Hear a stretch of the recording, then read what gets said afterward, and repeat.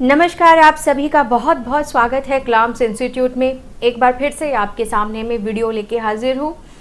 तो आज का हमारा टॉपिक है कि डायरेक्ट इनकम क्या होती है और इनडायरेक्ट इनकम क्या होती है। इसमें हम कवर करेंगे कि हॉस्पिटल्स के लिए डायरेक्ट इनकम और इनडायरेक्ट इनकम क्या होती है, और जो बाकी जैसे कंपनी वगैरह है, अगर कोई जो सामान की सेलिंग करती है उनके लिए डायरेक्ट इनकम क्या है या फिर इनडायरेक्ट इनकम क्या है। तो चलिए शुरू करते हैं कि डायरेक्ट इनकम क्या है।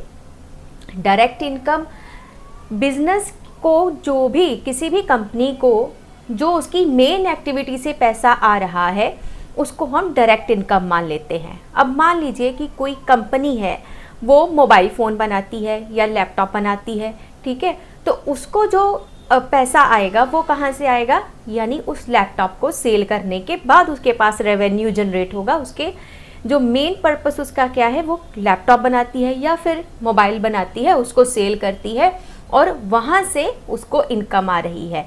तो ये कंपनी का क्या हुआ, डायरेक्ट इनकम। क्लियर, ठीक है। तो अब रेवेन्यू फ्रॉम सेलिंग पार्ट्स और एसेसरीज।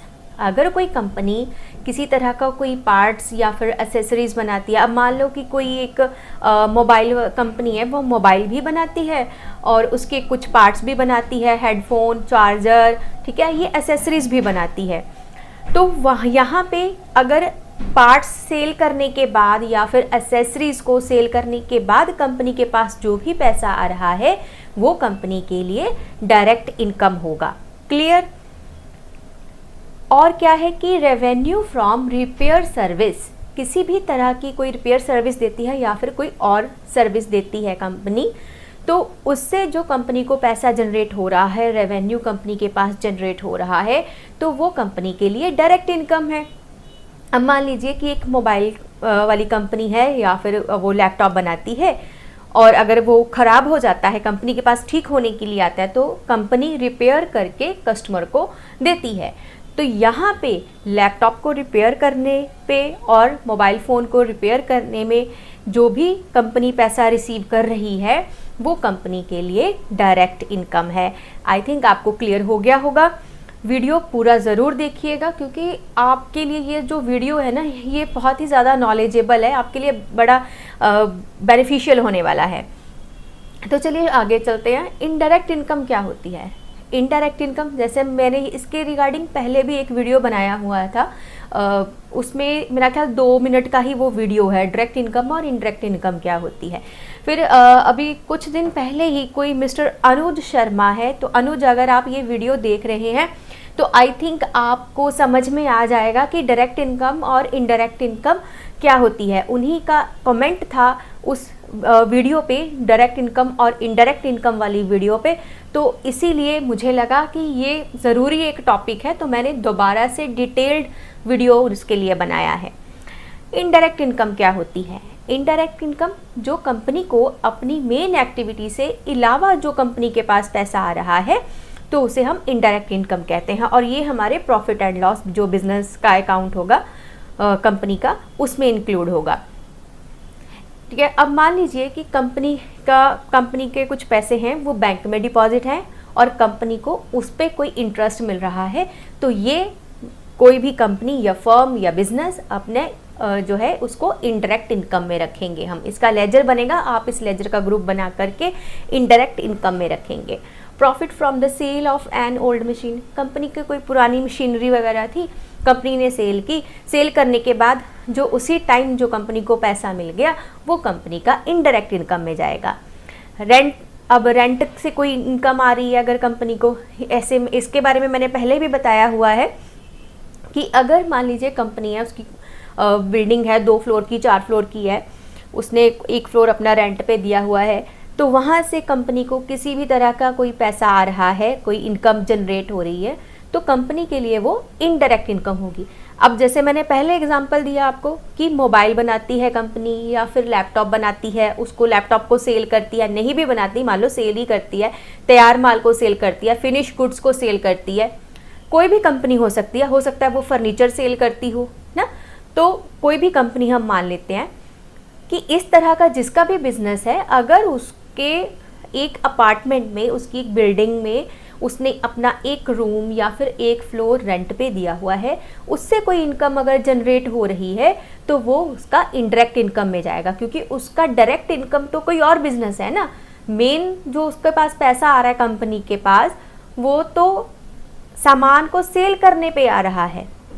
ओके, तो रेंट से अगर कोई इनकम जनरेट हो रही है तो वो जो है हमारा इनडायरेक्ट इनकम है। डिविडेंड और डिविडेंड्स फ्रॉम इन्वेस्टमेंट्स, अगर कंपनी स्टॉक मार्केट में पैसा इन्वेस्ट कर रही है, वहाँ से कंपनी को कोई किसी भी तरह का पैसा जनरेट हो रहा है, वो तो होगा ही, क्योंकि क्या कितने टाइम पीरियड के लिए वो स्टॉक मार्केट में इन्वेस्ट करती है, तो शेयर मार्केट में पैसा इन्वेस्ट कर रही है, तो वहाँ से जो भी कंपनी को पैसा जनरेट हो रहा है तो वो भी कंपनी का इनडायरेक्ट इनकम माना जाएगा। क्लियर? तो अब जो मेन अनुज का क्वेश्चन था कि हॉस्पिटल, क्लिनिक या फिर डेंटल केयर, कुछ भी आप मान लीजिए, उसके लिए डायरेक्ट इनकम क्या होगी या फिर इनडायरेक्ट इनकम क्या होगी। तो पहले हम डायरेक्ट इनकम की बात कर लेते हैं कि डायरेक्ट इनकम क्या है। जहाँ से हॉस्पिटल का जो मेन एक्टिविटी है, जहाँ से हॉस्पिटल को पैसा जनरेट हो रहा है, तो हॉस्पिटल के पास पैसा कहाँ से आएगा? किसी भी तरह का पेशेंट को ट्रीट करने के लिए या मेडिकल केयर जो हॉस्पिटल प्रोवाइड करता है, हॉस्पिटल बोलो चाहे क्लिनिक हो चाहे डेंटल हो, ये एक जैसा ही सबका जो है इनकम वो चलेगा। ठीक है, तो डायरेक्ट इनकम क्या हुई कि जो हॉस्पिटल पेशेंट्स को ट्रीटमेंट देने के लिए या फिर मेडिकल केयर जो भी प्रोवाइड करते हैं, वहाँ से जो हॉस्पिटल के पास पैसा आ रहा है, इनकम आ रही है, वो हॉस्पिटल की डायरेक्ट इनकम होगी। ठीक है, तो इसमें कुछ एग्जांपल्स हैं। तो कंसल्टेशन फीस है, अब क्या है कि डॉक्टर है, डॉक्टर्स बैठते हैं, वो पेशेंट को देखते हैं ना, तो उनके लिए जो भी हॉस्पिटल चार्जेस हॉस्पिटल के हैं, हॉस्पिटल ने तय किए हुए हैं, तो वो सारी जो कंसल्टेशन की जो फीस है वो हमारी डायरेक्ट इनकम होगी। क्लियर?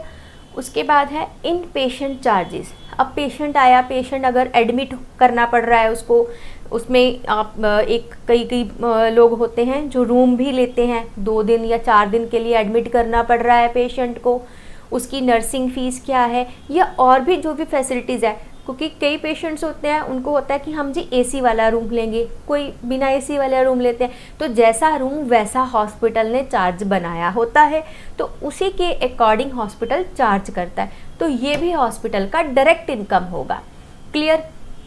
उसके बाद आता है सर्जिकल या फिर कोई भी प्रोसीजरल फीस हॉस्पिटल की है, कि तो वो भी हॉस्पिटल का डायरेक्ट इनकम माना जाएगा।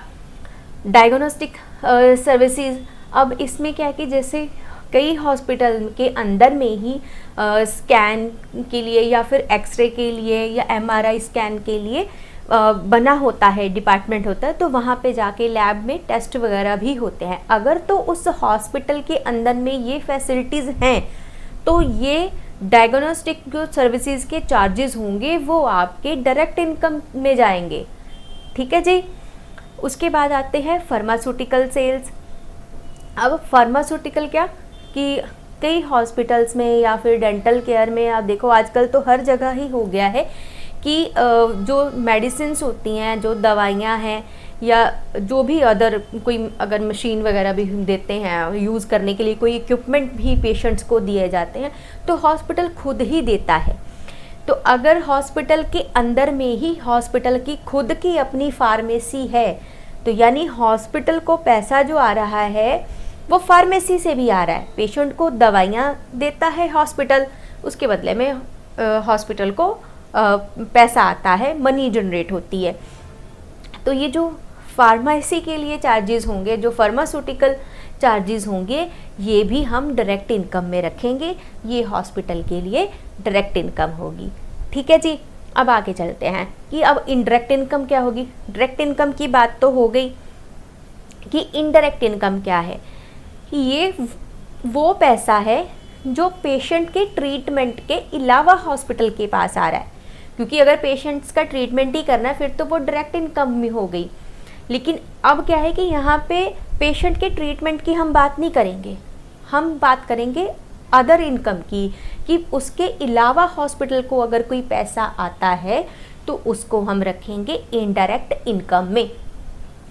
ठीक है। सबसे पहले रेंटल इनकम, मैंने पहले भी अभी मैंने थोड़ी देर पहले भी बात की कि अगर हॉस्पिटल ने किसी को अपना कोई जगह कैफेटेरिया के लिए या एक शॉप चलाने के लिए या लीज़ पे दिया हुआ है, या उसके पास बिल्डिंग है उसमें बहुत सारे फ्लोर है, उस 4 फ्लोर दे दिए हैं रेंट पे, उसी से हॉस्पिटल को कोई पैसा भी आ रहा है, तो वो हॉस्पिटल की इनडायरेक्ट इनकम मानी जाएगी। अब ये ज़रूरी नहीं है कि हॉस्पिटल को रेंट से ही आनी है, ठीक है।